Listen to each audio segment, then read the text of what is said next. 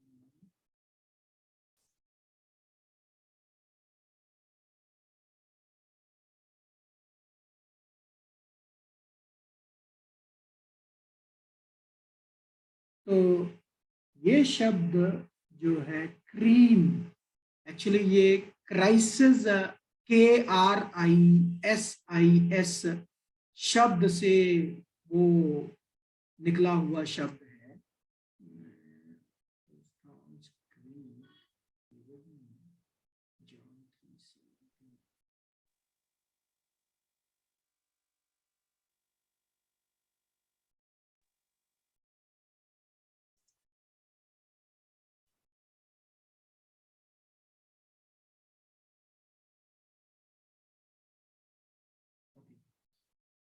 तो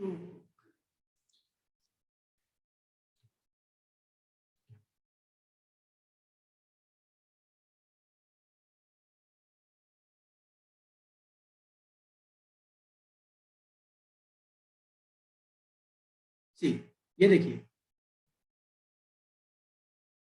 Greek number शब्द जो है 2920, पियो crisis, a decision, a judgement.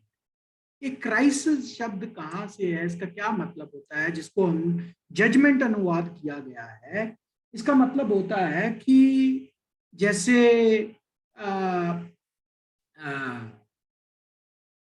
ICU होता है ना, इमरजेंसी की सिचुएशन। इमरजेंसी की सिचुएशन में क्या होता है कि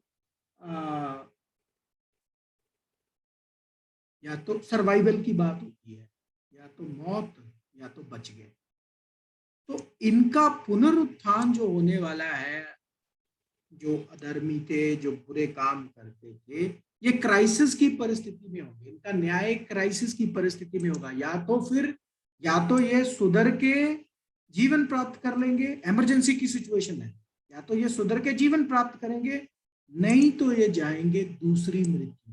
बाइबल में 2 ही मृत्यु है, नहीं तो ये हमेशा के लिए मृत्यु में चले जाएंगे।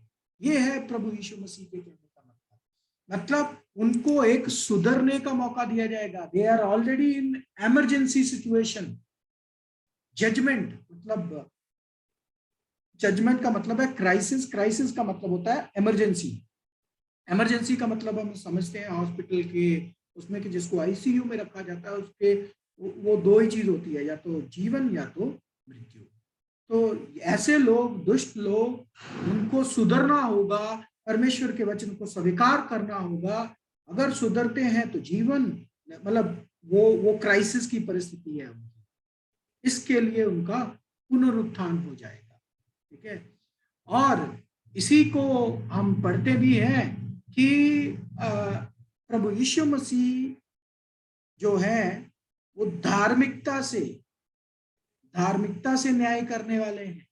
कहाँ पढ़ते हैं वो? प्रेरितों के काम 17वां अध्याय और 31 वचन। प्रेरितों के काम 17वां अध्याय और 31 वचन। क्योंकि उसने एक दिन ठहराया है जिसमें वह उसे मनुष्य के द्वारा धार्मिकता से जगत का न्याय करेगा। कहां कैसे करेगा? धार्मिकता से। धर्मी न्याय होने वाला है, इधर अन्याय नहीं होने वाला है। जिसे उसने ठहराया है और उसे मरे हुओं में से जिलाकर ये बात सबको प्रमाणित भी कर दी है।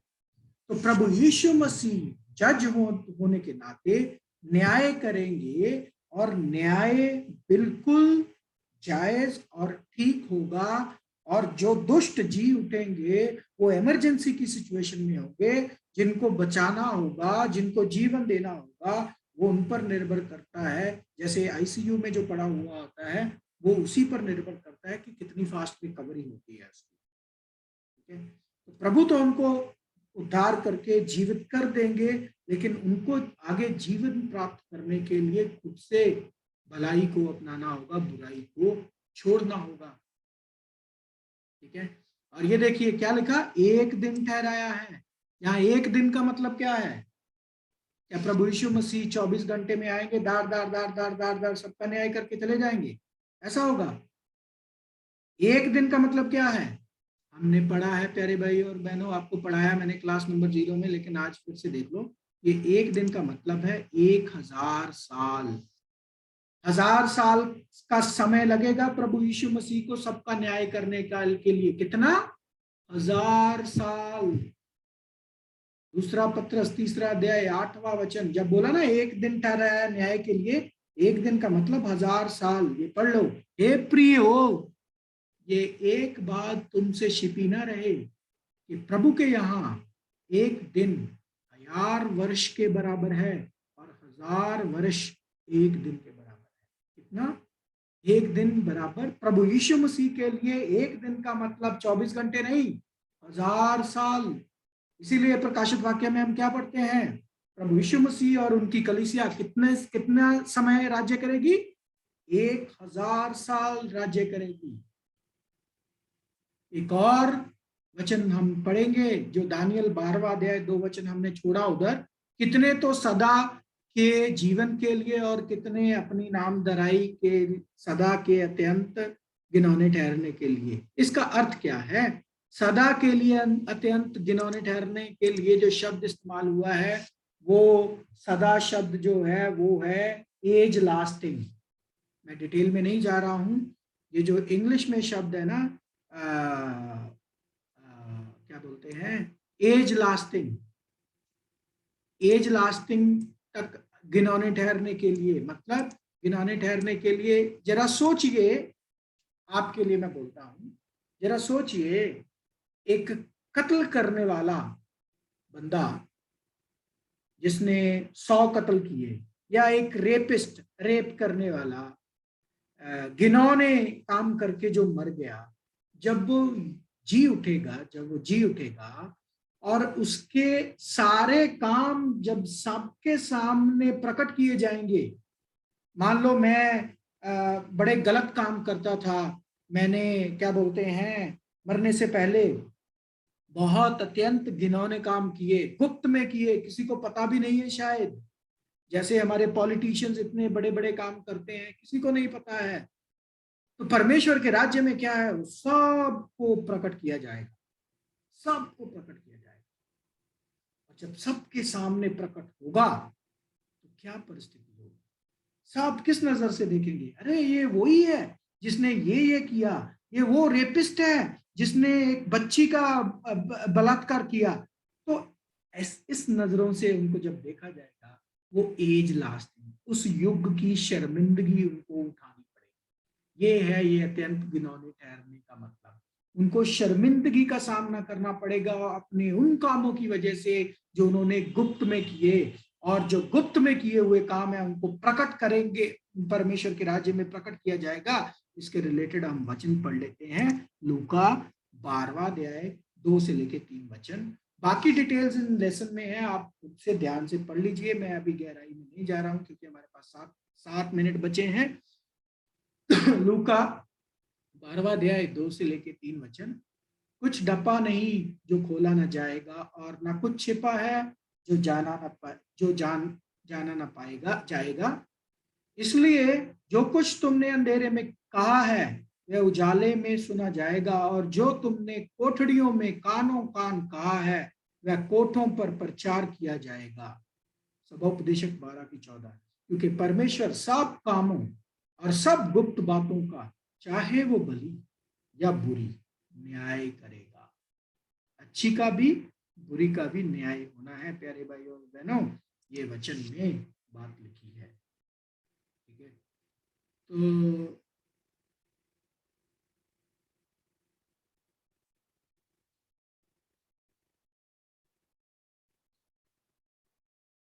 अभी कुछ और बात है। अगर आप मुझे अनुमति दो तो मैं खत्म करता हूं इस बात को। नहीं तो अगर समय हो गया है तो परमेश्वर के अनुग्रह से मैं नेक्स्ट टाइम इसको कर दूंगा। आप अगर अभी बोलते हो अभी कंप्लीट करना है तो मैं अभी कंप्लीट कर देता हूं।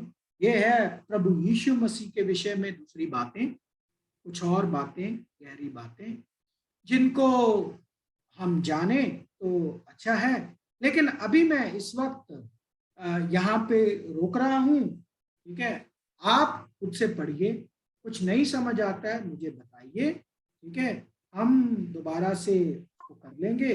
और नेक्स्ट टाइम अगर मैं हम मिलते हैं, मतलब नेक्स्ट वेंसडे मिलेंगे जरूर परमेश्वर के अनुग्रह से, अगर जीवित रहे तो। अगर हम नेक्स्ट टाइम जब मिलते हैं तो हम इस हिस्से को जो छोड़ रहा हूँ अभी मैं, इसको भी हम पूरा कर लेंगे।